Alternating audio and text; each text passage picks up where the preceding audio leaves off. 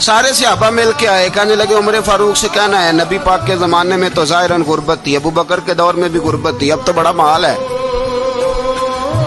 उमर से सिफारिश करो कि उमर नया कुर्ता पहना करे। मुल्कों के सफ़ीर आते, उमर वही फटी पुरानी चादर ओढ़ के और वही कई जगह पे पेबंद लगे सूट पहन के सफ़ीरों के सामने बैठ जाता है।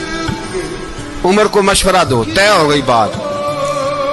सब ने जब मशवरा दे लिया तो सारे कहने लगे ये बताओ शेर की मूंछ को हाथ कौन लगाएगा? कहना किसने है, बंदा भी तो ढूंढो ना। मैं कहा जनाब मेरा ये ख्याल है कि मौला अली शेर खुदा कहेंगे, क्योंकि जिस शख्स की उमर को सबसे ज्यादा हया करते देखा वो शेर खुदा मौला अली है रदी अल्लाह ताला। अली कहेंगे इसलिए कि जनाब अली तो कई दफा जब गुफ्तगू करते थे तो हजरत उमर चुप कर जाते थे और फरमाते थे अली ना होता तो मैं हलाक हो जाता। तो कहा अली से कहो। जनाब अली शेर खुदा को बुलाया, किस काम के लिए जी? अल्लाह अकबर।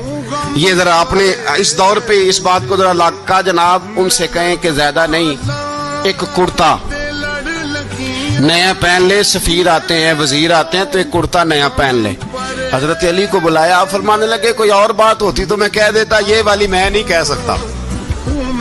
कोई और होती तो मैं उमर को कई दफा कह देता हूँ, जलाल में भी तो सुन, ये वाली मैं नहीं कह सकता।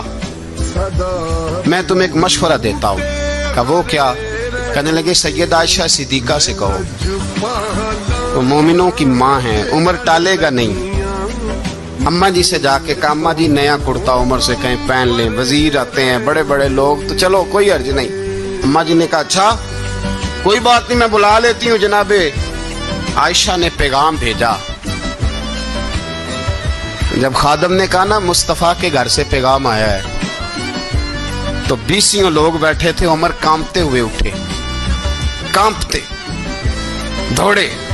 हजरत आयशा पर्दे में थी तो फरमाती हैं उमर अत्ताहियात की हालत में बैठ गए। कहा अम्मा जी देर तो नहीं हो गई मुझे आने में? कहा नहीं टाइम पे आ गए हो। किस लिए बुलाया? मुझे फॉलो करके अपना दोस्त बना लें, हमेशा सही राह दिखाऊंगा।